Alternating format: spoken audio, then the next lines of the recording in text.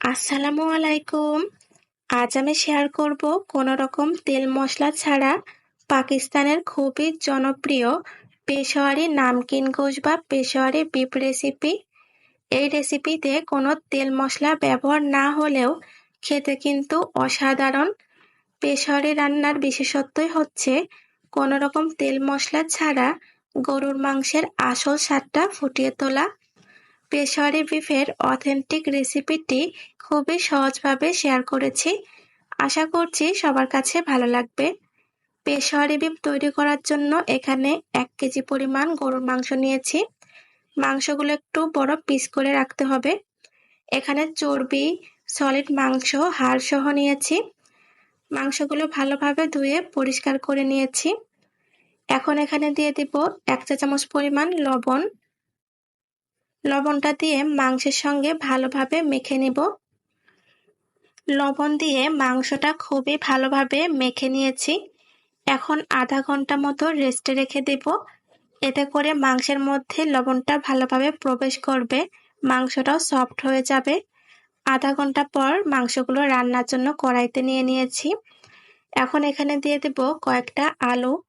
আলুগুলো ওপরে খোসাটা পরিষ্কার করে আস্ত করে রেখেছি। দিয়ে দিব 2টা টমেটো। টমেটোটা মাঝখান থেকে কেটে দিয়েছি। দিয়ে দিব 4টা পেঁয়াজ।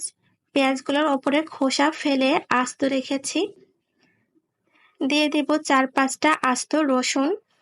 অথেন্টিক পেশোয়ারি বিফে আদা ইউজ করে না, এজন্য আদাটা স্কিপ করে গেলাম। দিয়ে দিব 1 চা চামচ পরিমাণ আস্ত গোলমরিচ। এখানে মশলা হিসেবে শুধু গোলমরিচটাই যাবে। দিয়ে দিব স্বাদ মতো লবণ। লবণটা একটু বুঝে দিবেন, যেহেতু প্রথমে লবণ দিয়ে মাংসটা মাখিয়ে নিয়েছিলাম। দিয়ে দিয়েছি কয়েকটা কাঁচা মরিচ। এখন দিয়ে দিব 1 চা চামচের মতো ঘি। এখানে অবশ্যই ঘিটাই ব্যবহার করতে হবে, কোনো তেল ব্যবহার করা যাবে না। ঘি ব্যবহার করলেই পেশোয়ারি বিফের অথেন্টিক টেস্টটাই পাওয়া যাবে। এখন আমি সবকিছু একটু ভালোভাবে নেড়েচেড়ে মিশিয়ে নিচ্ছি। অনেকেই মাংসটা ঘি দিয়ে আগে ভেজে নেন, এতে কিন্তু অথেন্টিক পেশোয়ারি বিফের টেস্টটা পাওয়া যাবে না। এভাবে রান্না করলেই পাওয়া যাবে। আমি 1.5 থেকে 2 মিনিট মতো ভালোভাবে সবকিছু নেড়েচেড়ে নিয়েছি। এখন এখানে সিদ্ধ করার জন্য পরিমাণ মতো গরম পানি দিয়ে দিব। অবশ্যই এখানে ফুটন্ত গরম পানি দিতে হবে। এখানে আমি পরিমাণ মতো গরম পানি দিয়ে দিচ্ছি। এখানে মাংসটা রান্না করার জন্য এমনভাবে পানি দিতে হবে যেন মাংসটা পানির নিচে থাকে। দেখুন, আমি বেশ পরিমাণ পানি দিয়েছি মাংসটা রান্না করার জন্য। এখন একটু ভালোভাবে নেড়েচেড়ে মিশিয়ে নিচ্ছি। আপনারা চাইলে এই পর্যায়ে মাংসগুলো প্রেসার কুকারে দিয়ে দিতে পারেন, এতে করে সময় কম লাগবে, খুবই তাড়াতাড়ি হয়ে যাবে। তবে আমি প্রেসার কুকারে দিচ্ছি না, এভাবে চুলাতে মিডিয়াম লো হিটে রেখে মাংসগুলো রান্না করব।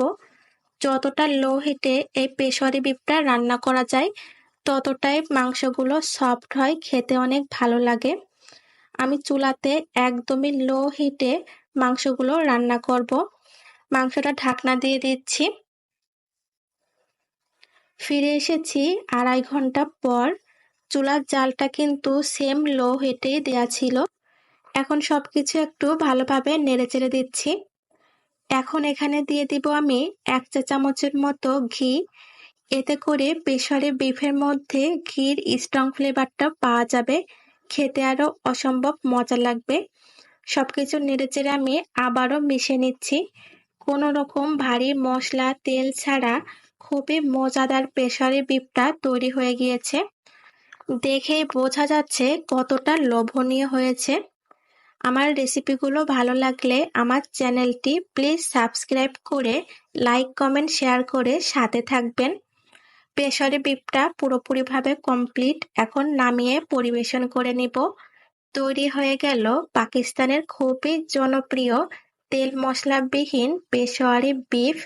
দেখুন, এই পেশোয়ারি বিফের ঝোলটা খেতে কিন্তু অসম্ভব মজা। একবার খেলে এর স্বাদটা মুখে লেগে থাকবে, এতটাই মজার হয়। আর মাংসগুলো কতটা সফট হয়ে গিয়েছে দেখুন। একবার হলেও এই পেশোয়ারি বিফটা ট্রাই করবেন। আশা করছি এই স্বাদটা কখনো ভুলতে পারবেন না, এতটাই মজার হয়। আজকের মতো এ পর্যন্তই।